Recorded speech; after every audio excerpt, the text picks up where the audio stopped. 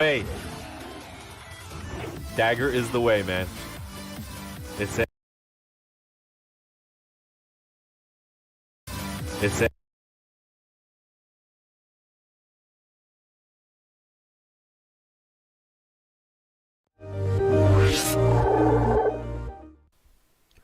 Good morning, everyone. Sorry about the extremely late start. Had a bunch of stuff come at me real fast this morning from a lot of angles that I had to deal with. However, they appear to have been dealt with for now. Things are better, and that is what I'm going to keep on telling myself. And yeah, so my name is Graham, PUC Gamer, and this is the Tuesday morning map stream. Big shout out to my Coffee and Patreon supporters for helping me do all the sorts of cool stuff with you. And if you haven't considered supporting me yet, please do so. And of course, I am live right now on YouTube, Twitch, and Facebook all at the same time. So no matter where you are or how you're watching me, please remember to like and subscribe and help grow this operation. So, back to Oasis City. We're going to continue building our fort down here, do some quality of life improvements, do a few other things. Make this map really cool and fun. And then this is going to be a primary, like a base location, like a place where the characters can live and work out of and stuff like that. And then we are going to get into an encounter zone for this place. Hey, down the road. So let's get started.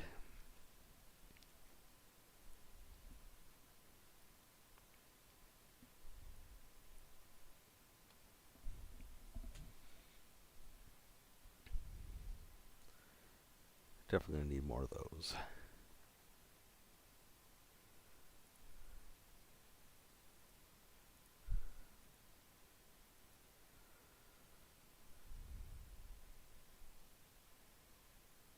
Yeah, I got one of those already. Okay, good. Okay.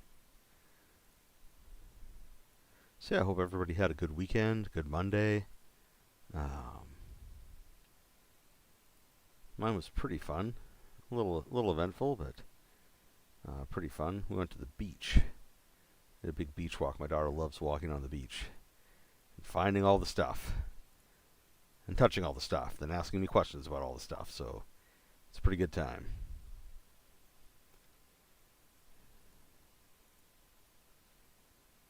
Move that tree over there. Let's see here, do this. Yeah, I can totally toss it in. So what I'm building here is a asymmetrical fort. So that means that the fortress itself is going to be symmetrical in shape. However, even though it's not symmetrical, it still has all those nice interlocking fields of fire between all the towers that let it actually be an effective fort. Because let me tell you, a lot of fantasy forts get built that are not good for that sort of stuff. They'll look impressive, absolutely. Like they'll look great, but if you look at it from a siege perspective, your first thought will be like, "Wow, I could roll that place in like 5 minutes with a very, very ineffective army."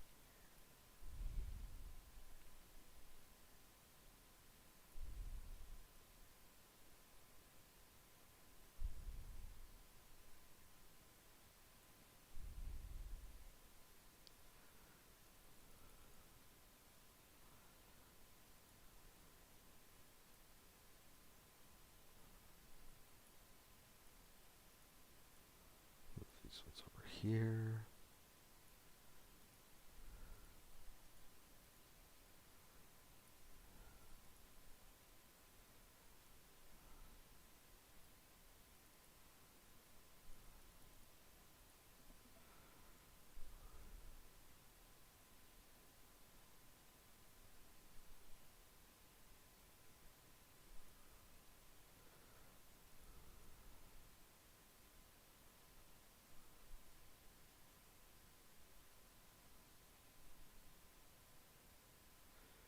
See, this doesn't actually have to be the front of your fortress. It's just a primary way in, and I may actually change that. Well, we'll see. Might switch places between these two and have this right here with a ramp that just goes right down onto the stairs.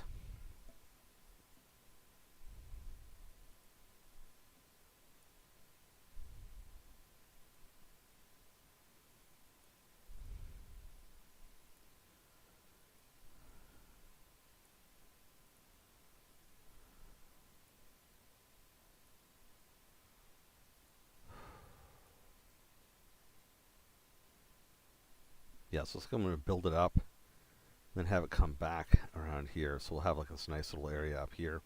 I'm going to throw something cool.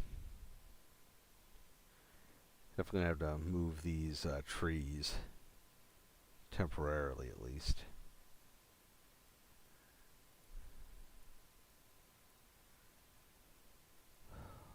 All right, there we go.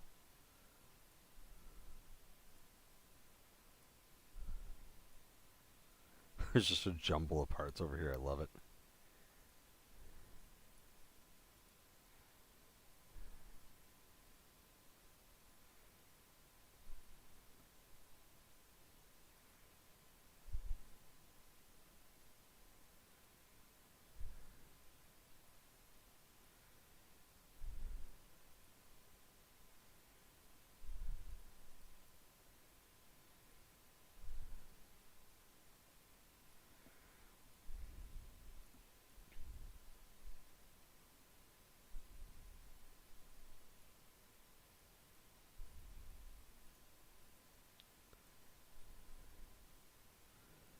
Okay.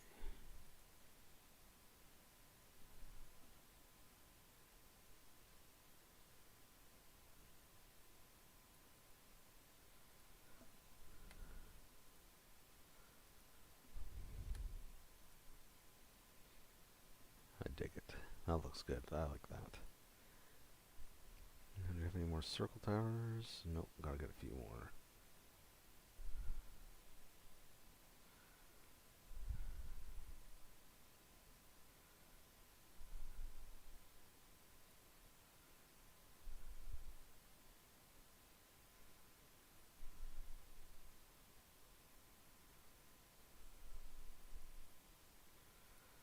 Okay, so we have to lower this one.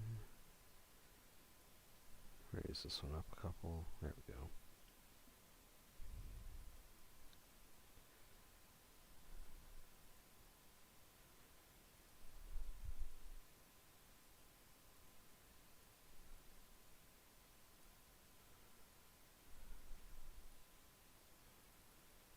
Yeah, that looks nice.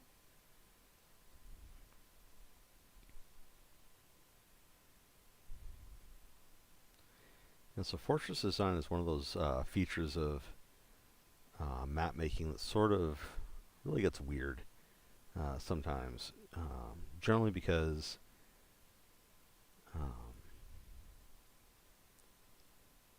we just don't think about fortifications in the same way these days. Like we don't think about like, oh, you know, we need to fortify our town, village, city, or whatever. We're very accustomed to open designs where we're not concerned about you know, an advancing enemy looking to destroy everything that we have or anything else like that. Which is good. Like overall, like that's positive. Like we want that. We want that in life. But it does mean though that a lot of fantasy fortresses get designed with some really wonky stuff going on. And some people try. Other people are just like, this looks cool. And believe me, like I love a cool looking fort. Like cool looking forts and fortresses are awesome. But they can also really, really break suspension of disbelief sometimes. Like if you like, some of my favorites are when you see fortresses and there's no actual way to defend them. Like they're like just like a solid building going up with like all sorts of like spires and towers and all sorts of things. But pardon me, there's nowhere actually for people to like take up positions to defend the place. And like some of that has to be theorized here. Like obviously, like this isn't a battle map, so like this wall, obviously there has to be a place on it for people to walk, although I think there was was it these ones? No, but it was like those ones.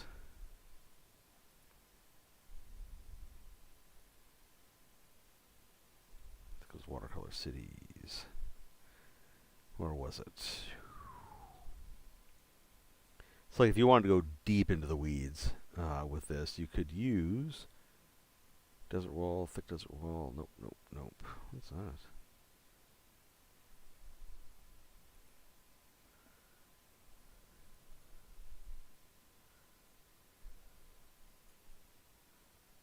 That's a tower? That's like a watch post. That is not a tower. Well, I mean technically it's a tower, but yeah, that's not. No, no. Ah, here it is. Yeah, desert platform. It's like if you really wanted to get into the weeds with it, like you could move along and like figure out how you wanted to like show little desert platforms. You could throw up some what are those things called? Staircases, all that sort of good stuff, and just really hyper develop a fortress. It's very easy to do. However, I am not going there with this particular design. Probably mostly because it already has enough complex components going on in it that I don't think that would add anything to the operation.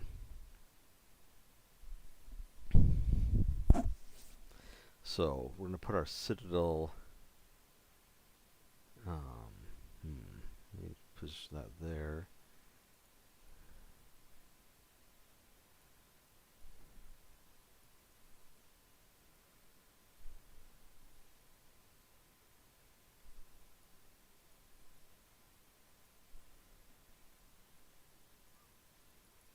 $270.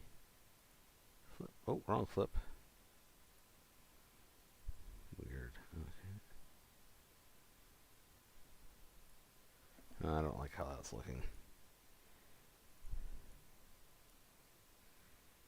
Get some of these block houses, maybe.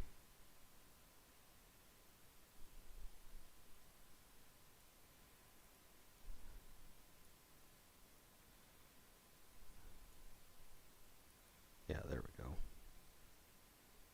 That looks good.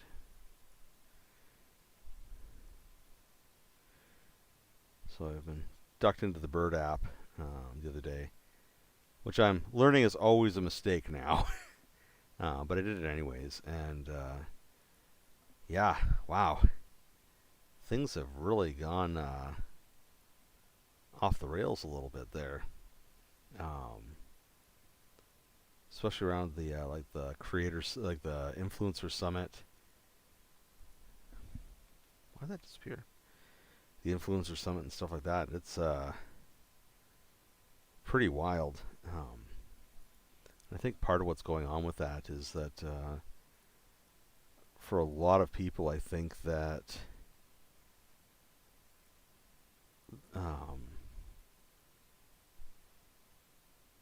the OGL event sort of like did different things for different people. So like for people who had heavily bought into Wizards' soft power move of portraying themselves as a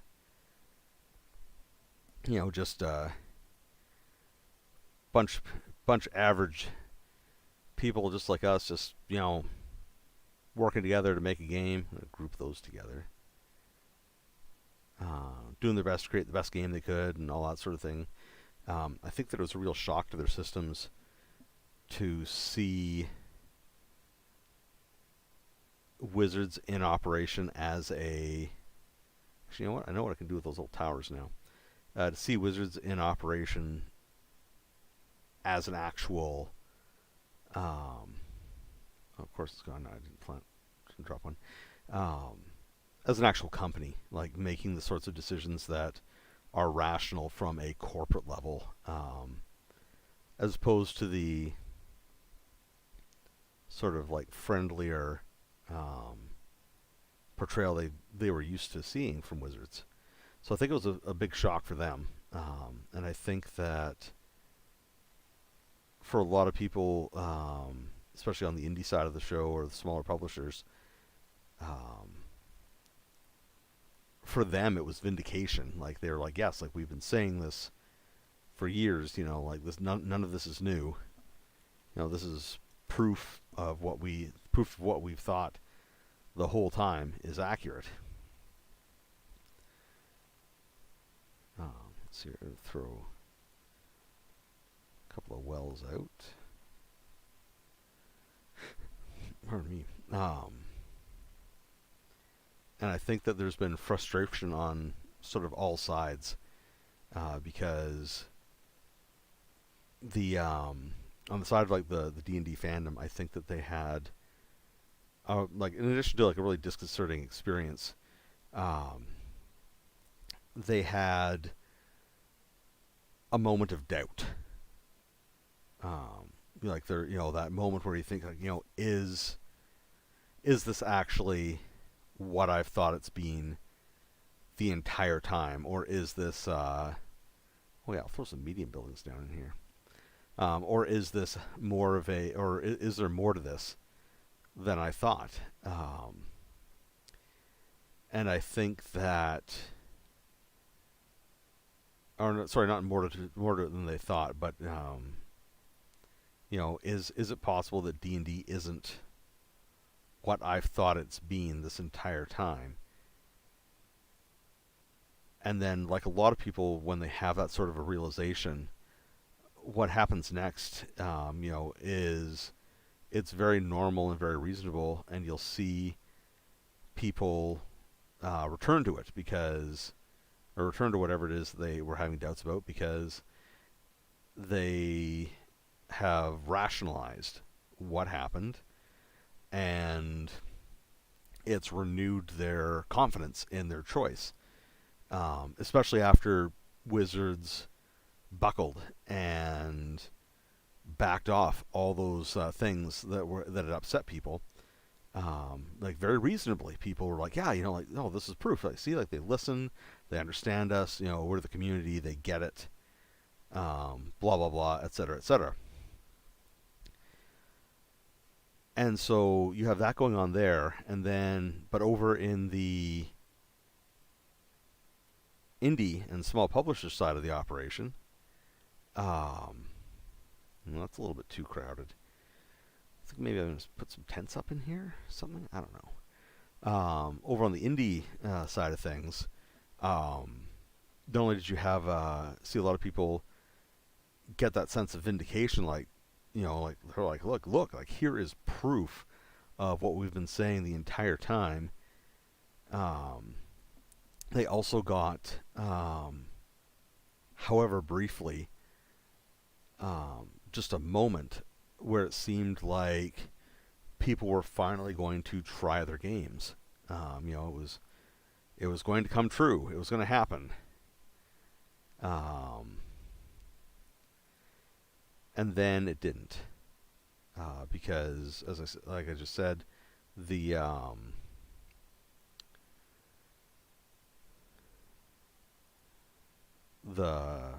people who had been concerned, their concerns were allayed. They got more or less what they wanted.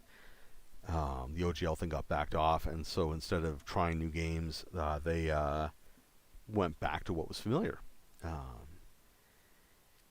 And so there is some not entirely unjustified bitterness happening, because after years of saying, like if you try different games, this is a protection against us. This is how we can communicate to Wizards, that this isn't appropriate. This is an appropriate decision to make, and then at the last minute, just see it all evaporate. And as one creator pointed out, that yeah, it's the accusations are flying from both sides, and I don't know that there's really actually a good way to kind of reconcile what's going on, because in some instances it's gone from just being, for lack of a better description, the normal Oh, we need storerooms. That's what we need here. Um, it's gone from being kind of the normal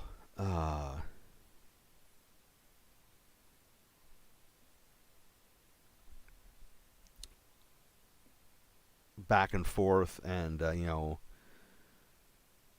with indie groups saying, "Hey, try new games," to being more acrimonious and more bitter, or more accusations of people saying like, yeah, like you guys are just bitter, that's why you're feeling this way, and that's not entirely untrue, but also like there's reasoning behind it, and from coming from the indie side, there's the accusations now that anybody with anything to do, my good opinion, once lost is lost forever. Yeah. Um, what a lot of people are going through is that the accusations that this whole influence thing is planned. Like I said last, I think it was the last map stream when I was rambling on, was that Wizards has been doing summits for years now.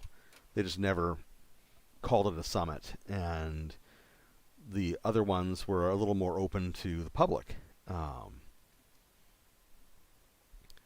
But it's not new. Like, it's not a new activity. It's something, and it's also something that companies have been doing for ages now.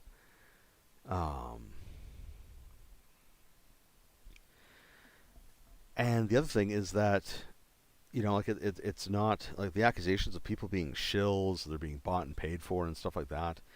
And you can argue, that the fancy gift sets and stuff like that Wizards sends out to their preferred influencers and stuff like that are a form of payment. But they're, uh, it's one of those things like, is a gift payment? Like they know what they're getting. They're getting free advertising. They're getting people excited about their stuff, all that sort of thing. Um, but it's not paying the bills for said people to receive something from Wizards. And the accusations, things like people saying, oh, whatever comes out of the D&D movie, people are going to say that they love it even if it's awful. I'm like, yeah, that's how movies work. Like I posted a thing on it. Like, people are going to unironically like the D&D movie. It doesn't matter if it's the best fantasy film that's ever been made, or a new incarnation of Quest of the Delta Knights, which, if you haven't seen it, I recommend that you don't. That movie will break your brain with how terrible it is. It doesn't matter which one it is. Someone out there will love it. Okay? And and as we live in a world of social media, and they will talk about it. And they'll talk about it, and it's their opinion. Nobody's paid them to say the D&D movie is going to be awesome. Likewise, like, people are going to love stuff that Wizards puts out that haven't been paid for it. And the thing we have to remember with all of this is that you just have to recognize the bias that's there. And it doesn't have to be like, oh, like any bias means that, their opinions can't be trusted, or they can't be trusted about anything. No, it's not true at all. It's just another factor to use with your critical thinking skills and with your analysis of what they're saying. Okay? So it's, yeah, it's recognizing a pre-existing bias. It's not a monstrous thing to have to do. Yeah, oh man, yeah, it's just, the level of vitriol is just out of control. And like, I'm not even a giant fan of D&D, or Wizards. Like, I think my spotty history with them speaks for itself in that. But people just really need to cool off, and I get it. I know why people are mad, but we're not doing anybody any favors with this. Like, we're watching influencers who were involved outside of D&D just shutting down now, because they were involved creating other, like they've been involved with other game systems and other stuff like that, and have been like vocal and excited about all of it. But people are treating them as if somehow there's some sort of like traitor or something like that because they play D&D or they still enjoy D&D stuff or they still engage with D&D stuff. And that's just that's too far.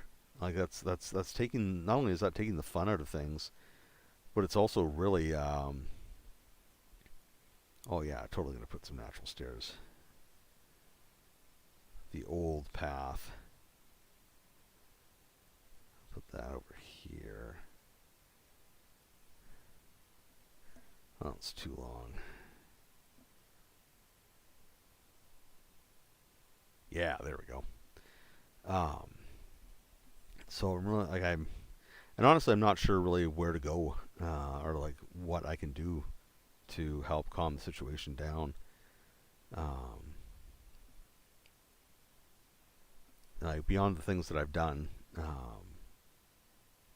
like with my stand, that I'm not going to be engaging with. Oh, there's flags. Cool. Yeah, let's throw some carts and stuff down. Get a couple cranes. Um, pardon me.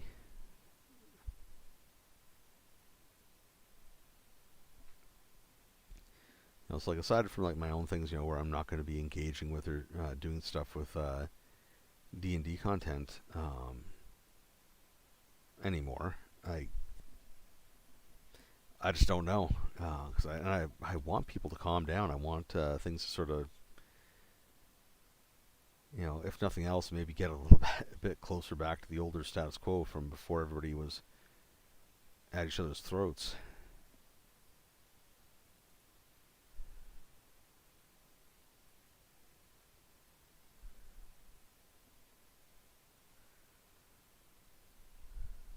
Hmm.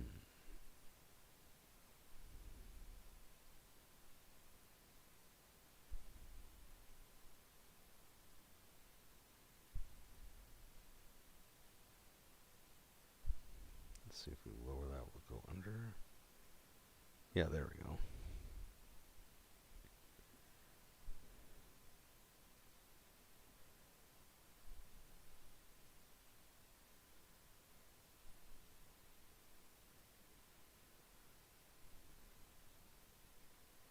Yeah, because right now we're at risk of losing valuable voices.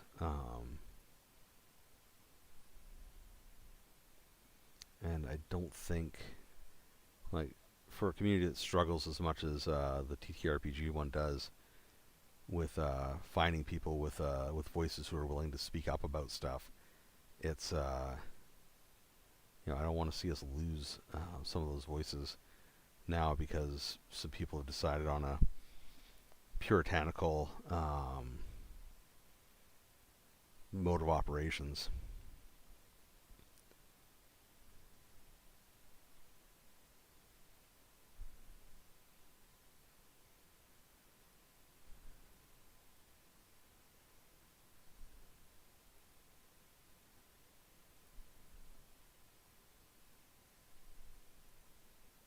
Because that never works out the way people want it to.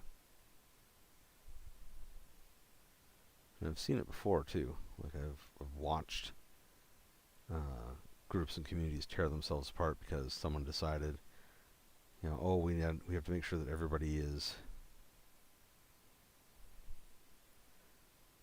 meeting up with some arbitrary standard that we've set for no other reason than it makes us feel good about something. I don't even know.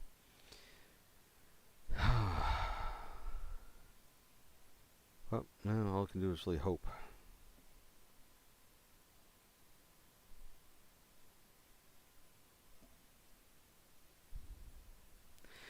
Yeah, yeah. I mean, it's that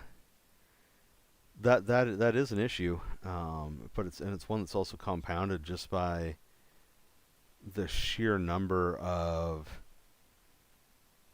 bad actors that the hobby seems to accumulate. Because like there's a lot. Like it, you wouldn't think it, but man, like it seems like sometimes we can't go more than more than a few months before somebody is revealed to be the worst kind of human being. Like for example, I think one of the latest reveals was what's his name there, Brill from Dumpstat podcast.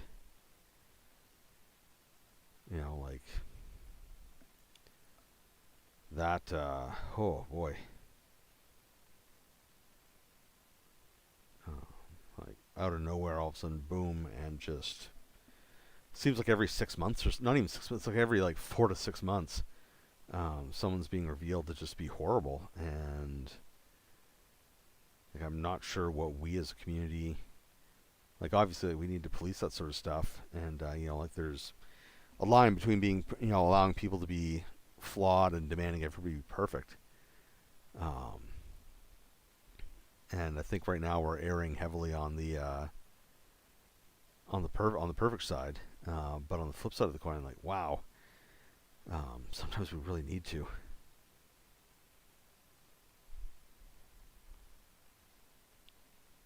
Yeah, I don't know. It is a complex situation that we have found ourselves in, with no easy answers.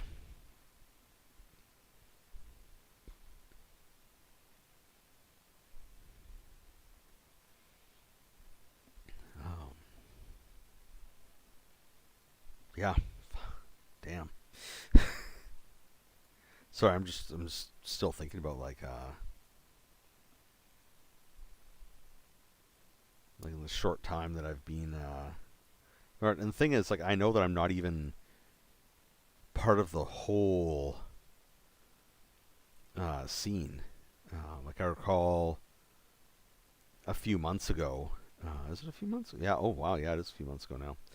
I recall a few months ago that I um, found myself interacting with a part of the tabletop community I didn't even know existed. Like a whole collection of new people, um, and within minutes, it was like a whole collection of new people and a whole collection of new drama. Like they had their own bad actors that they were all desperately trying to deal with, and it was kind of eye-opening because like they were completely tangential, like they were running parallel almost to a lot of other parts of the TTRPG community that I do interact with. And it was just like random chance that I encountered what was going on with them, and yeah, it was like they had their own drama, their own issues, their own challenges all happening, and there were people I'd never even heard of, and it really sort of like reinforced um, how even though through social media, like it feels like we're interacting with a lot of people, in reality, we're just sort of interacting with a slim slice. There we go, of the population, and they aren't always representative of the best snapshot of what's going on. And I can just hope right now that things will get better. But again, I'm also really curious about how D&D is going to deal with all the stuff that they've kicked off. Yeah, it absolutely is fascinating how small communities can get while simultaneously being like spanning the globe, and not even spanning the globe, like nationally, and like in like what would it be like what would be smaller than like larger than a state or a province, but smaller than a nation. I don't know, like a region, something like that. Yeah, um, it's astounding. how much variation can be happening without you even noticing it.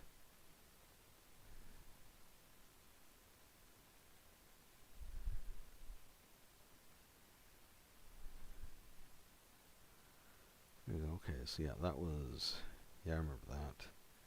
We got a little village here, 200 changes, gonna hit that save button. Yeah.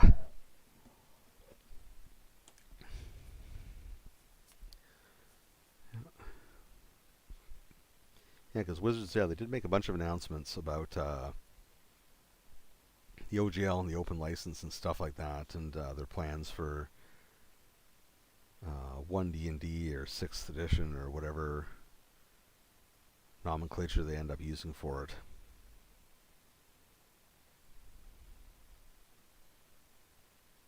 I really like those bridges, that's nice.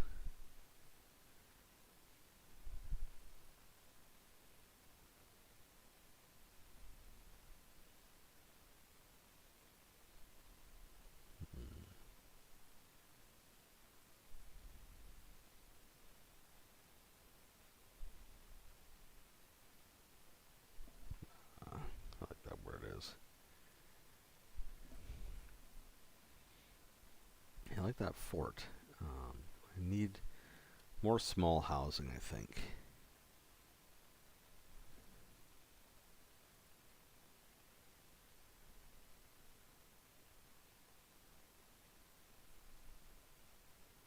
Yeah, because use noble blocks, small clusters. Let's see what they got for small clusters.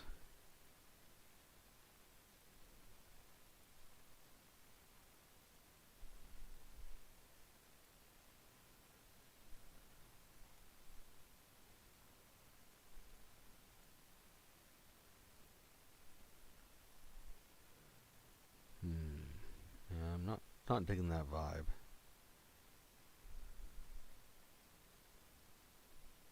It's like I really liked how these look.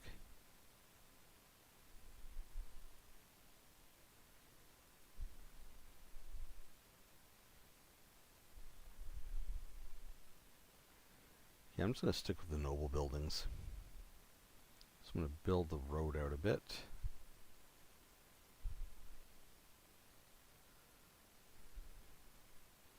And build along it.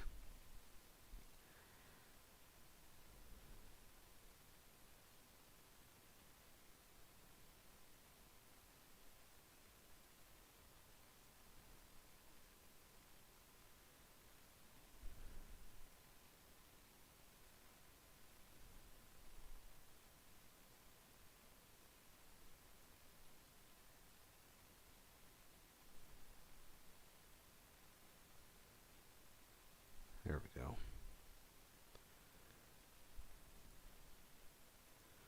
Throw a couple of those dudes out. A couple of these ones. We'll see where it all goes. Yeah,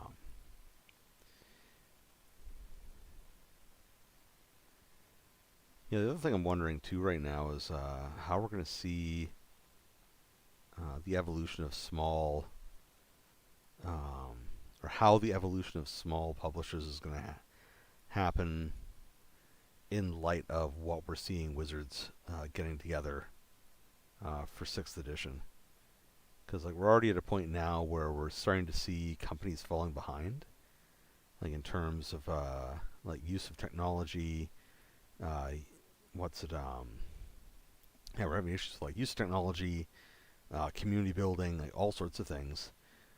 And there's a lot of really good games out there that deserve a lot more attention than they get. But I don't know how they're going to get it when you still have companies that just adamantly refuse to engage. An example is one that I love. Like I love Art House Running Games. I love their world building. I love Cyberpunk. I love all that sort of stuff. But their policy for like they have a fan content policy. They don't have a community content plan. And because they don't have a community content plan, it's really hard, especially in today where living the joys of late stage capitalism. If you want to start really building community, you need to do community content. But instead, they're sticking to this very like late 90s, early thousands policy. And I understand why. Like, it helps keep them in control of things and means that money earned for stuff is 100% earned for the content that they are producing, and they're producing amazing stuff. But on the flip side of the coin, it's also not helping them out with getting the community going. We're talking about small publishers and how they're starting to fall behind in terms of community building and use of technology and stuff like that behind Wizards, because Wizards is constantly pushing the envelope. Like, they're never satisfied with the status quo. And so we've watched them, like, they created the OGL, they created the they really like kickstarted the entire community content concept, and like made it mainstream. So like, they've done all this stuff, but there's still small publishers out there who have games that really deserve it, but they just don't support it the way they should. And so I was talking about our Telsorian games and how they have amazing content and everything else, but all they have in terms for content creators or for creators in general is an online policy, which is very old-fashioned at this point. And then you have companies like what's a good one? That'll come to me. What's Green Ronin? Green Ronin. There we go. Okay, they've got Fantasy Age, they've got Modern Age, they have a whole bunch of games in-house. They have a community content program set up for them, and they don't highlight it enough. Like it's one of those things where, like I remember a few years ago now, one of the people from Green Ronin reached out to me because I've been talking about Fantasy Age a lot, and asked me what I meant by some of the things I was saying, and I told them that I honestly believed that they had a game that could compete with Dungeons and Dragons in terms of approachability, playability, everything else like that, and the way that it was built made it a lot more free form. Yeah, I'll come back to that in a second. But instead, they sort of like keep hoping that there'll just be like some sort of magical word of mouth campaign will just start up and propel their game into success. I mean, like what has happened here? I'm sorry, I have a lot of wires here beside me, and my headset's just tangled up. Also, I did not know Xbox controllers controlled a mouse. So things you learn. They're depending on word of mouth to get things going. Like that they'll just be an organic groundswell of support, and that's just not how it works anymore. Like, that barely worked back in the day, and today it's not even. It's even less effective today. And so come back, capitalized on 2077. Yeah, that's a weird one. I feel that there might have been more collaboration and interaction planned,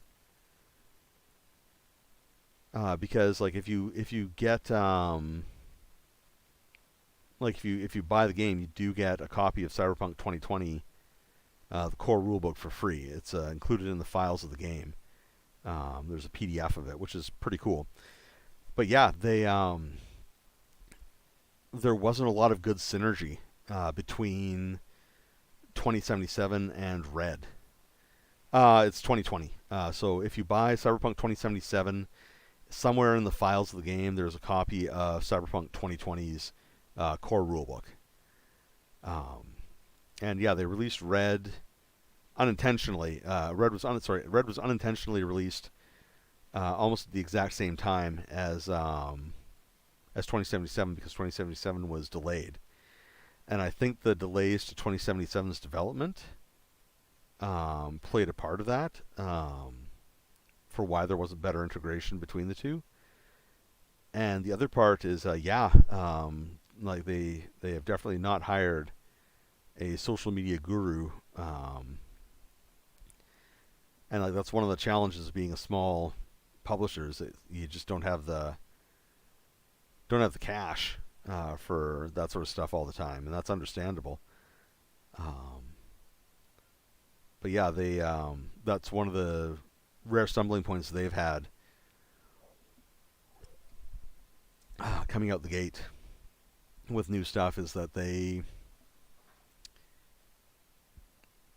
did a great job in a lot of aspects integrating stuff together. Like Cyberpunk 2077 and Edge Runners are both almost, like I'd say the overlap's around 90% with the tabletop game in terms of like mechanics and stuff like that. So that's all really great. But yeah, like there was definitely some things I think could have gone better. For example, there's a bunch of Cyberpunk 2077 novels that are available, but they're being like generated and written in Poland, and they're not getting. Nobody's sort of like it's one of those things where like they came up with a game. There's like a game and an anime. They're all tied together, but nobody. There's no synergy. Is that the right word for it? Wow, I get to use synergy unironically. That's cool. There's no synergy between the efforts. Like they're not cooperating. So while almost everything that's happening in Cyberpunk 2077 and in Cyberpunk Edge Runners is canon, there's not a lot of effort being expended to make them interoperable or to like build on each other's successes. Yeah, exactly. Yeah, there's no unified marketing strategy. There absolutely isn't, and there really needs to be because I have discovered everything almost independently of everything else. Like I discovered that the novels existed because I was looking up the world book for 2077 on Amazon, and it's like, oh, people who bought this have also bought these novels. It was an advert on Twitter that pointed me towards the official Cyberpunk 2077 sale that was happening. So it's all like the cool merch and stuff like that. So that pointed me in that direction. And then it just seems to be repeating over and over. The same thing seems to be repeating over and over again. Where I'll discover something because of something else. And it's absolutely hurting the game and the franchise because with no coordination, they're not getting the maximum eyes on what they're making.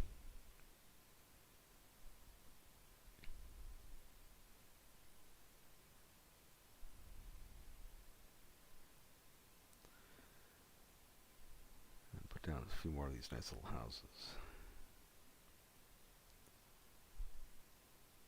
Then you have like Wizards, which is doing the opposite, where they have. Well, sorry, not the opposite. Their marketing isn't super unified, but it is at least more unified.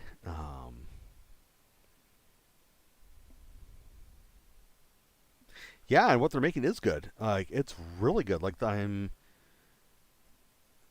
Let's see here. Thriving.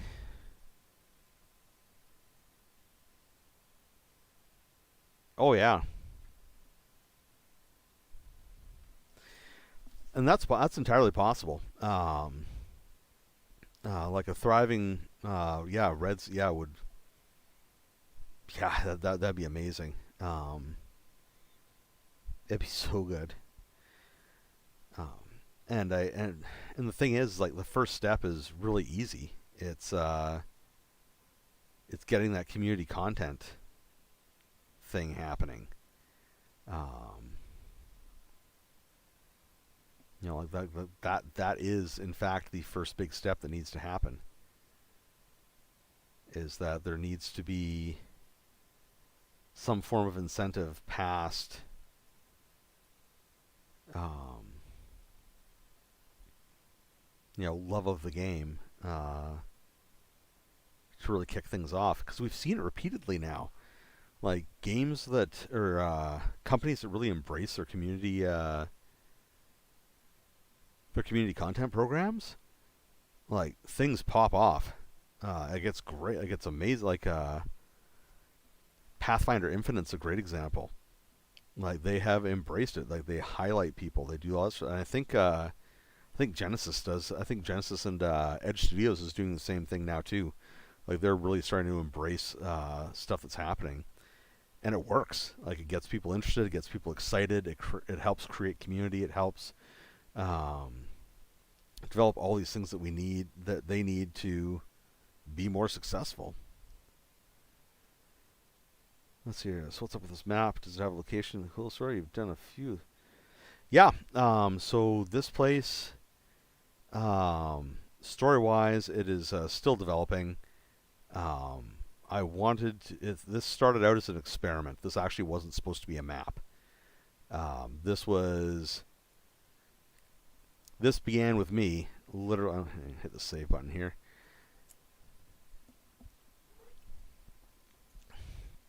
This map started with me. Oh yeah, that's very accurate. Strategic advantage or resource. I wanted to create a pit, like a depression in the ground. I'd done it accidentally on the last big map set that I did, and I wanted to try to do it intentionally this time. And then I figured, well, what if I fill it with water? Well, what if I give it a waterfall? What if there's a city around it? What if there's a desert city around? And it just sort of spun from there. And now here I am um, building this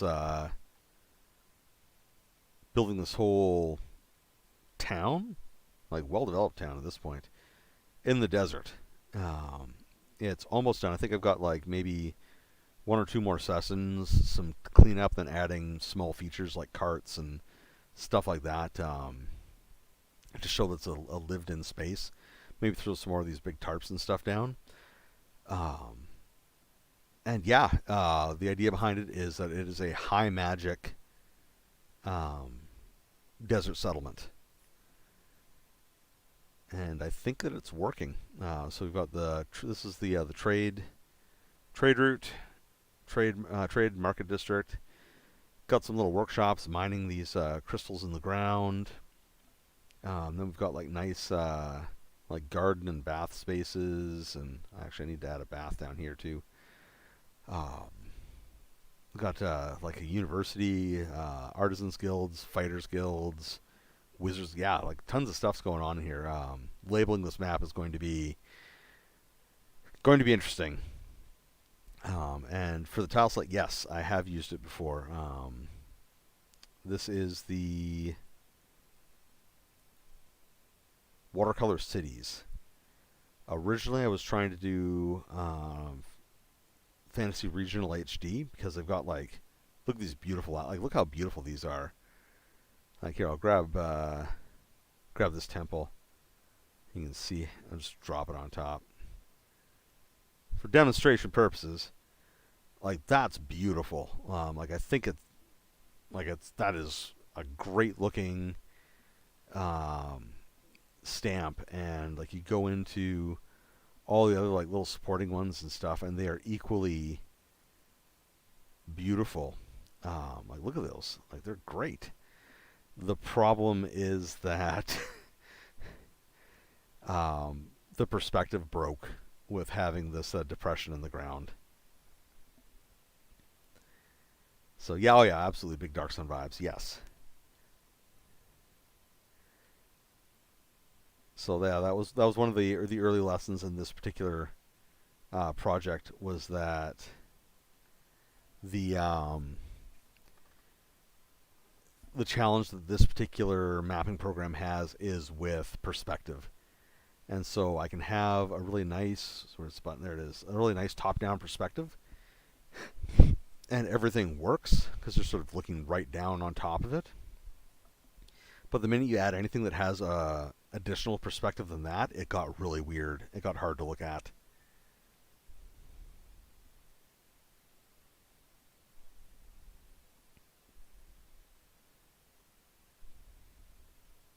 Yeah, I'm looking forward to it. I'm actually going to be. I think I mentioned in a previous stream that I'm in the process of writing out the game that Basic Fantasy became for me with all the modifications and everything else that we did to it, and this is definitely going to be included as part of that because like I have loved designing this place, and absolutely, yeah, it's colorful and friendly people. Yeah, it's I love this kind of fantasy. I've found over the years that it's super easy. Yeah, I'll throw the bath right there. It's gonna be the shady bath area. Not shady in the sense of like shadiness, but like shady 'cause it's in the shade of the cliffs. It's been a day. Anyways, um,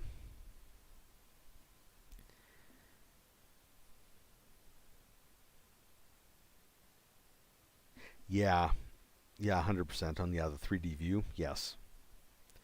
Um, Actually, on that 3D view, I had a thought about that, and that's going to be the next map that I do for these for the Tuesday and Thursday morning mapping things after I finish up with this and its encounter zone and the battle maps for it. So this will be in a couple months, which is good because it'll take me that long to plan it. But I'm going to build a story map. And so by a story map, I mean like even this map here is still fairly dependent on topography. Like you've got some very clear land features, design, everything else like that, and it's great for a few more than a few types of gaming. But what I'm imagining is something more along the lines of if you ever played like the old like Gauntlet video games and stuff like that, where um, it simply shows like three-dimensional locations on a map, and you've got like a trail going from each one with sort of just like vague, like super vague topography, if any. I want to do that, and I think that that will work really well with those 3D models, um, because then I'm not worried about the space. And so when people look at the map, they can see the linear aspect of it for a campaign, because that's where that sort of map really thrives. Um, then you don't have to worry about them, like rotating the map around and trying to look behind things, because what's behind them doesn't matter because it's just getting to that place takes you immediately into the battle maps, sort of thing. If that makes sense. Does that make sense? I hope it makes sense.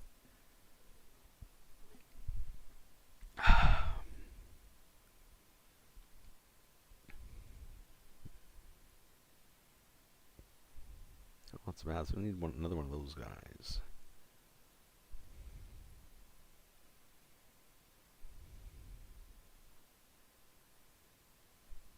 Oh, that's a perfect location for it right there.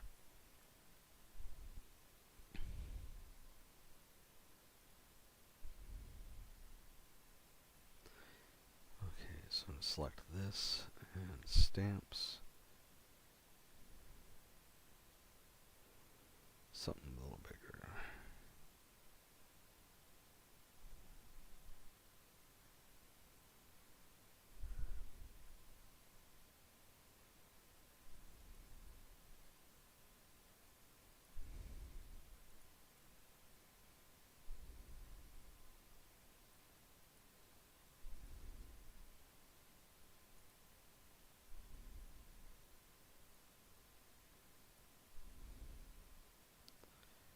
There we go. Yeah.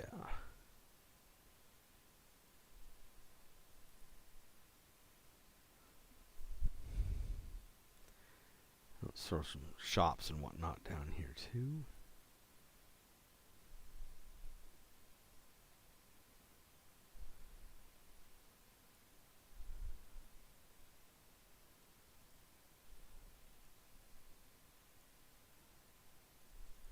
So throw a bunch of these down, then I'll sort them out.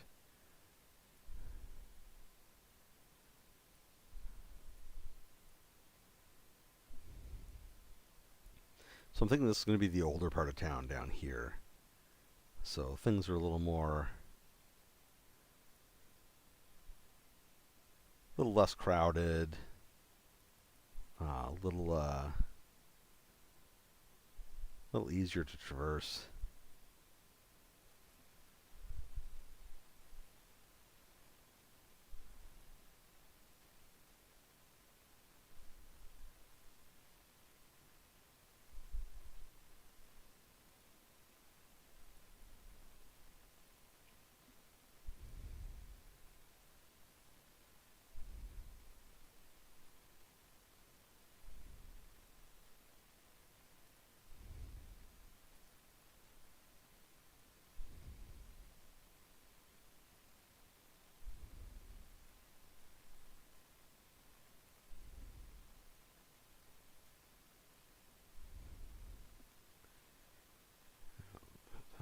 Select that.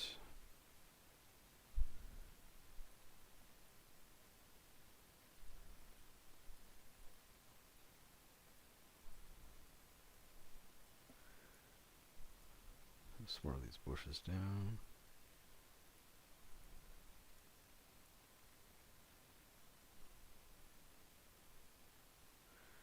Oh, I'm going to rotate that.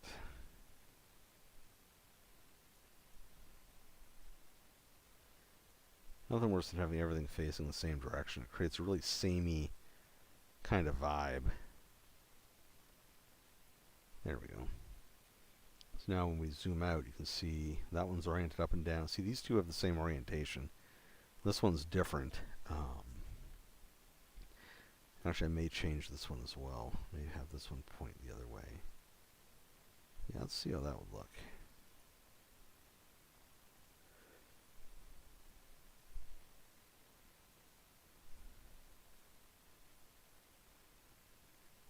Better. Like just overall better. Okay. I dig it.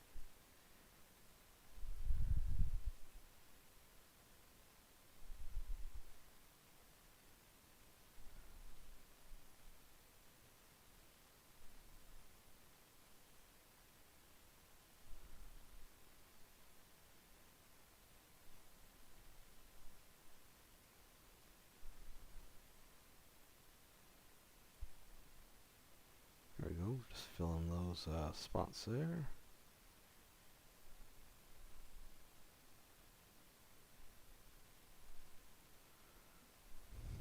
Oh yeah, I like that. That looks a lot better.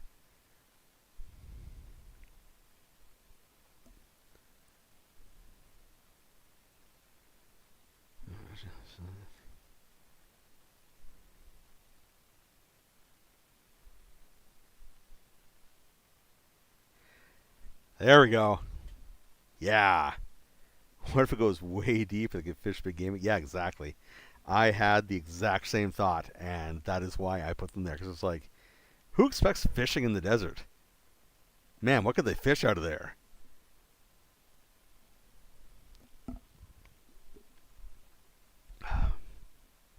Likewise, up here I have a lighthouse. So that's even more questions.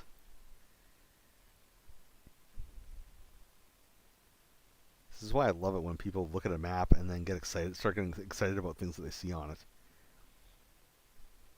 That's why I keep telling people that maps are a communication tool.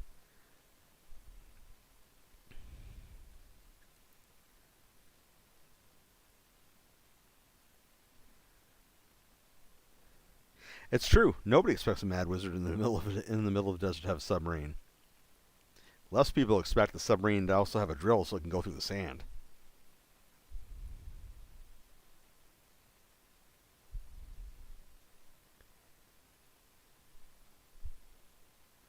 That's one of the cool things. I think it's the Sahara and where is it? Was it Yemen? No, somewhere down by like southern end of Saudi Arabia though.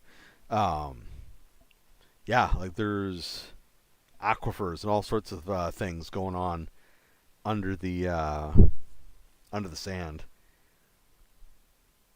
And in one location, they even identified what was previously believed to be a mythical lost city. Pardon me. They believe they've identified its very real archaeological remains, and they figure that what happened was the aquifer it was on top of eventually got tapped out enough that it collapsed and it just sort of swallowed the city up. So yeah, um, here's some full Nemo guys. Oh yeah, well, that's the thing too. Is that actually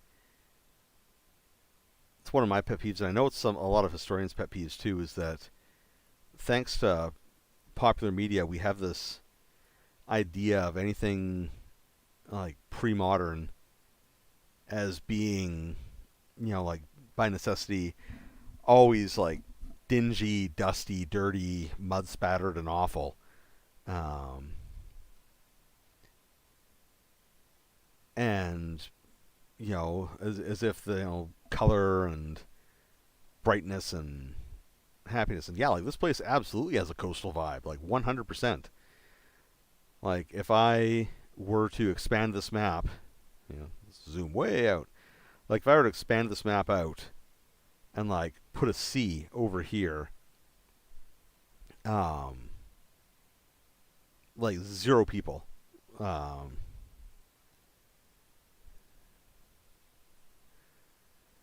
would have issues with like the same buildings being over there. Santorini's looked basically the same. Yeah. Oh, yeah. That was a big thing that hit me when I was younger and when I was deployed to Bosnia. I drove through Croatia several times. I was a driver for a couple of different officers there, so I got to see a lot more of the country than a lot of other people did. And driving through Croatia, like along the Dalmatian coast, some of the settlements and towns and villages and stuff that I went past, if you were to get rid of like the power lines and stuff like that, you could very easily have imagined them looking almost identical 200 years ago. Like sometimes places just really hit on a really hit on a look and a vibe and stick with it. I'd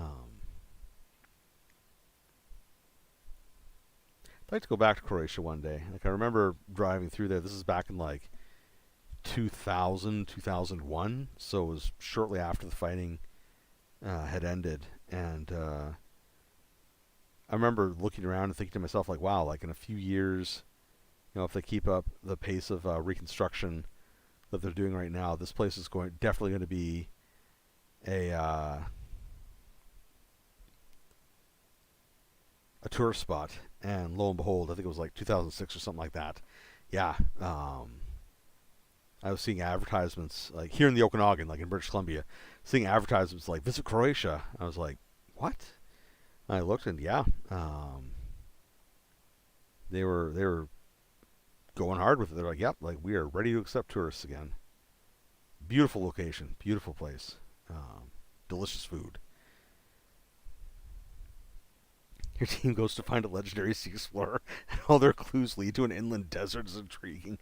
Oh, man. Oh, that would be so fun. That would be so fun. The campaign writes itself. Like, between that and the way deep going full Nemo thing, yeah. So yeah, he's absolutely a sea explorer. He is just exploring a sea that you cannot access most of the time.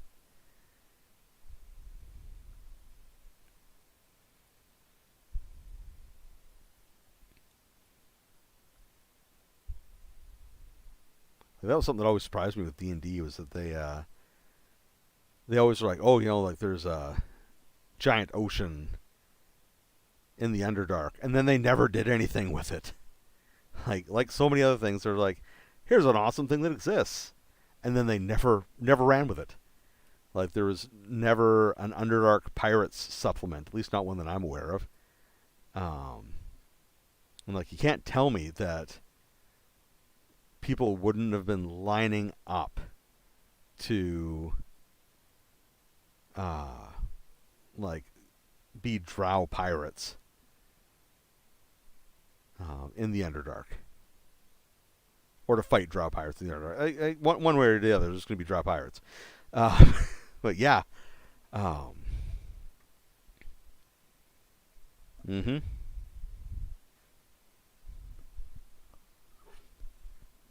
Reminds me of what were those? What show was that?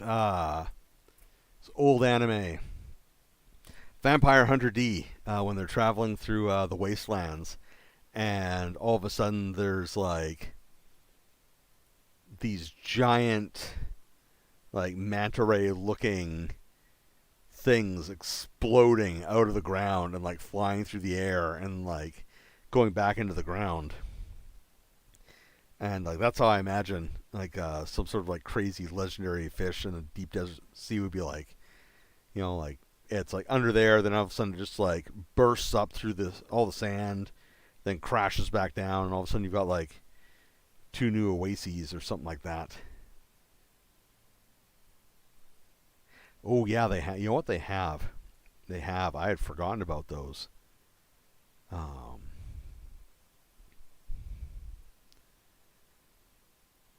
yeah, those are really cool. From Man of War and Dreadfleet. Nice, nice.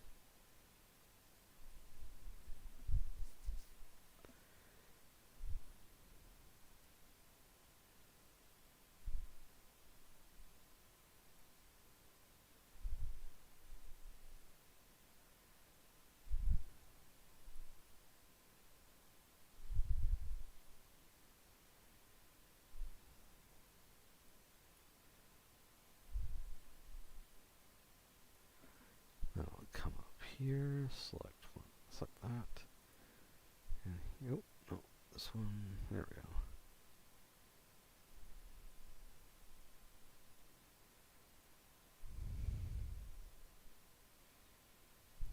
Yeah, Games Workshop has going on for like some of their miniatures. Not some, a lot of their miniatures. They are beautiful. It's been so nice to see the quality come up over the years. Because I remember for a while there, some of them were really dodgy. Like a buddy of mine is like big into the Grey Knights and stuff, and some of the original models that he had to work with were so finicky and so rough to get going.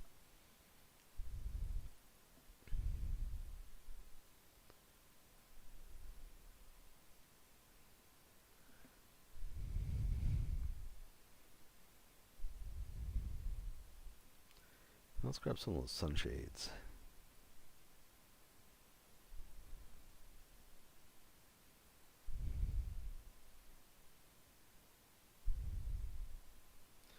Yeah, I'm just going to put a bunch just on the ground here. I'll figure out where to put them.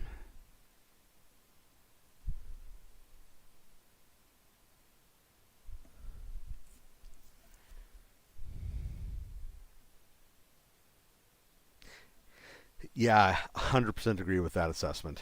That is, yes. Yes. Yeah, some of it is way too much.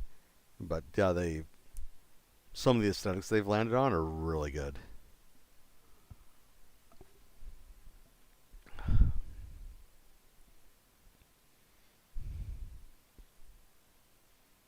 Like I appreciate it when I see somebody like show up and they've dusted off like their mom or their dad's original like Tyranid army or something like that from back in the day. I'm like, yeah, that's cool, but when I look at the modern models for it, so much better. Or like, what was the one that I saw the other day I loved? The new Gene Stealer models are just phenomenal. Like to the point where even I was sort of like, man, like, you know what? Like, maybe if I have money again, maybe I should build Gene Stealer army. And I haven't built a Xenos army in forever. This doesn't happen.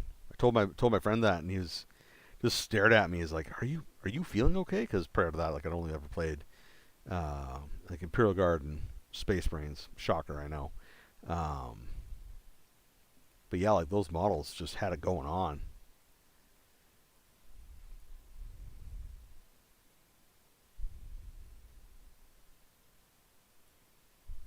Will that reach?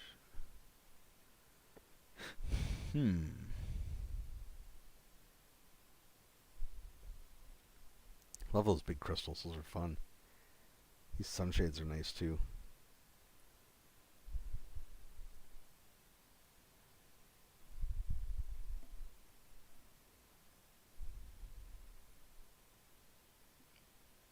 You know, I was looking at the fantasy models for just like playing Warhammer as well, and really impressed. Like I really love the. They don't call them the Lizardman Army anymore, but those models are just astounding. I can't remember what the new name for them is. I'll have to look it up again.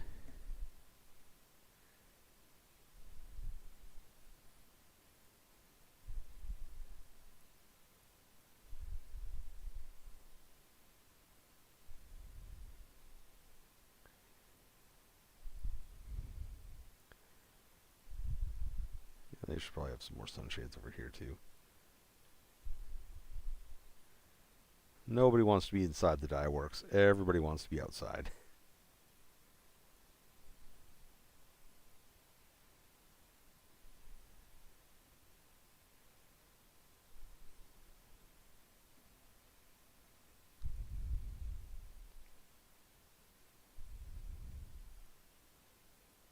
The Vampire Counts have had some good models too. Now I'm just thinking of a Warhammer model. Get together, get your head back in the game. Focus.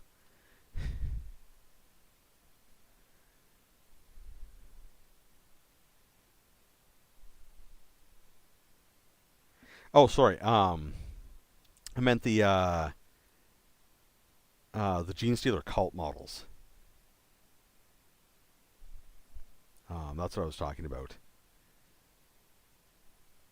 Because before, Gene Stealers were always kind of a mod it yourself army. Like I can't even remember. Like for a while, they didn't even really have official stats or rules or anything. They were just kind of, if you have time and interest, you can create this army.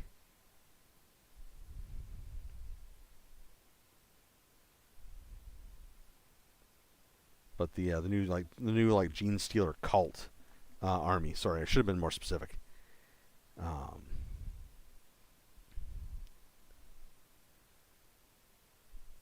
Hey, how's it going?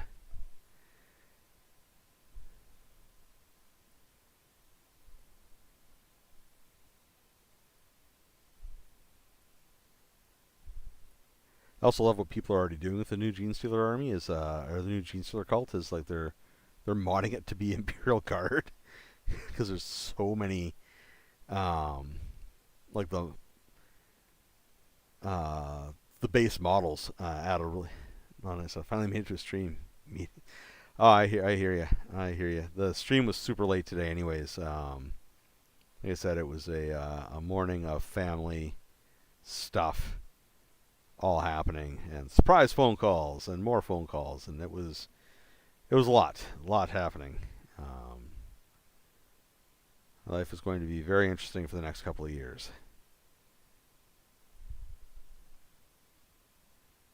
Good, interesting, but just like interesting and busy. Busy. A lot of flying. A lot of flying. That's okay, though. And we'll adapt and overcome.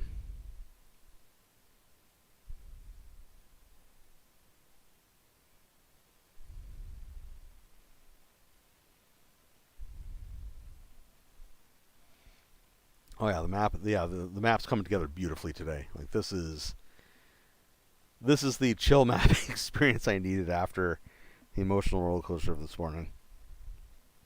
Also, great conversation going on today. Like really good.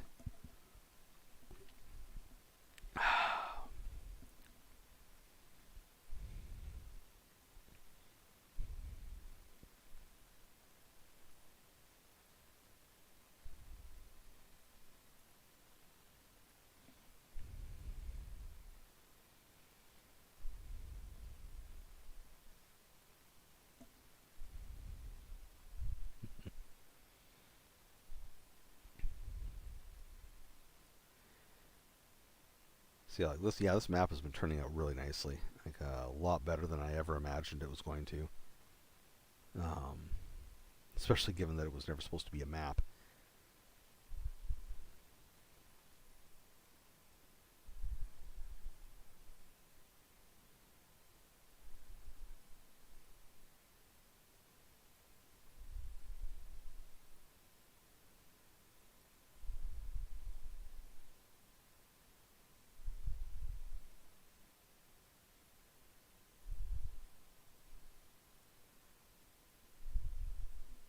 Throw some sunshades along the wall here. Yeah.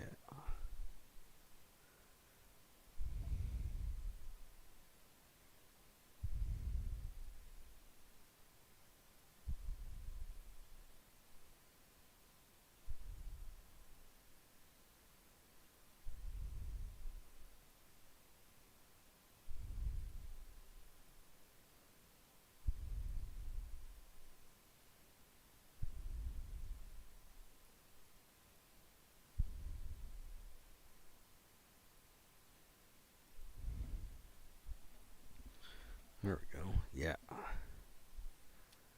Look at that.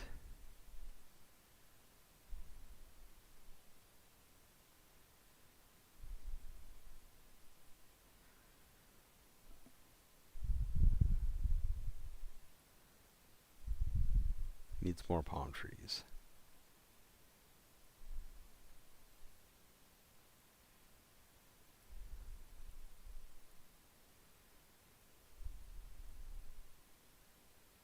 Beautiful oasis.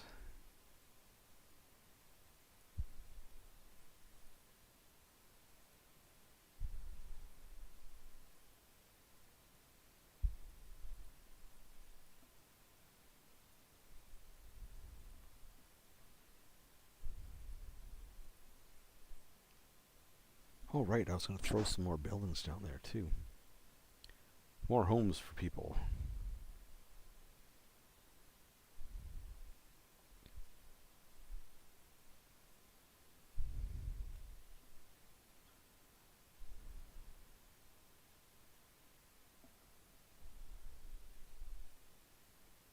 Nice. Right on. It feels. I love it when the group compliment when your map gets compliments from the group. That's such a great feeling.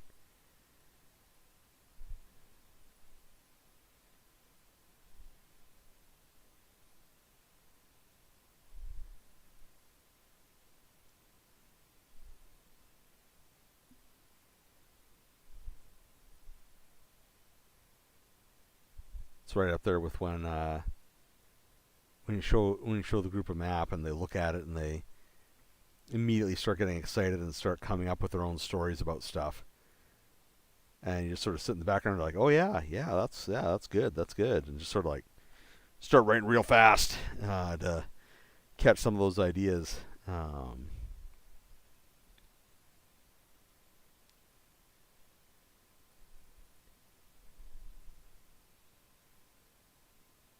Then have some fun with your players. All right, yeah, that's a single block.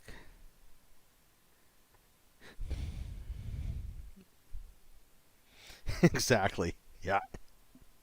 That would be an interesting twist. How are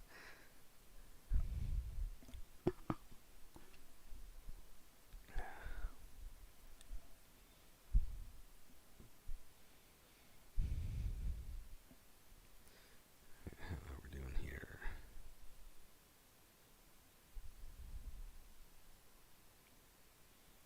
Alright, so we're coming up on the end of it today. I'm working hard to try to keep it to 90 minutes. I still want this to be like the reasonable level of work to put into stuff, as opposed to simply like marathoning it and being like, this is how you do a map, and spending like 8 hours on stream or something like that. Or I don't need that. Did that enough when I was doing GIS stuff. Stare at a map till you start going cross-eyed.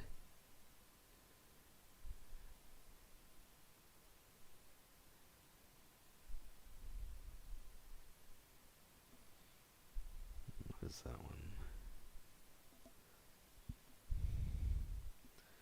What's that green formation near the top? Oh, yeah, the crystals. So hang on, let me hit the save button here, and we will go into the review of what went down today. Yeah, so a few iterations back,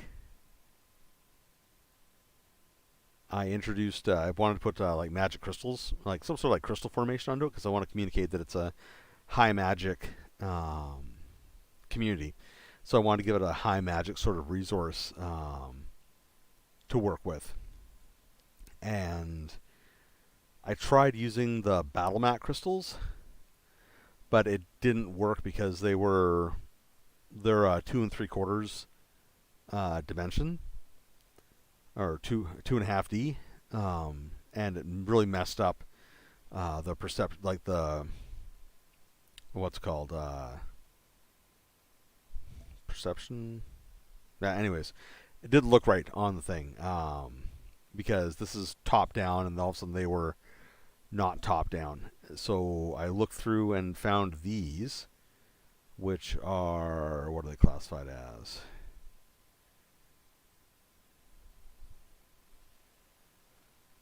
They might actually even be from the battle map. Yeah, they're from the battle map. Yeah, so these are from the battle map set. I just blew them up to fit onto here, and I was like, yeah, cool, magic crystals. So what we did today, a lot. Added a bunch more trees. That's always good. We finished the fort, which I'll come into next day and like make it look a little more worn down. So maybe use a color like that or something like that to show that people are walking around inside there and stuff like that. But the fort's done. It's asymmetrical design, but it is also, everything has interlocking fields of fire, or at least can fire along the walls that it's right beside. And so no one can like sneak up and be in a blind spot and get going. We developed this sort of older part of town down here, where it's a lot more, less of the clusters of homes and like little single ones. Threw out so many sunshades. So many sunshades. Added some more houses and buildings down here. And then from last day, we had these like little work sites around the crystals, market area, and then like this is the whole like trade area, leads up into the market, all that good stuff.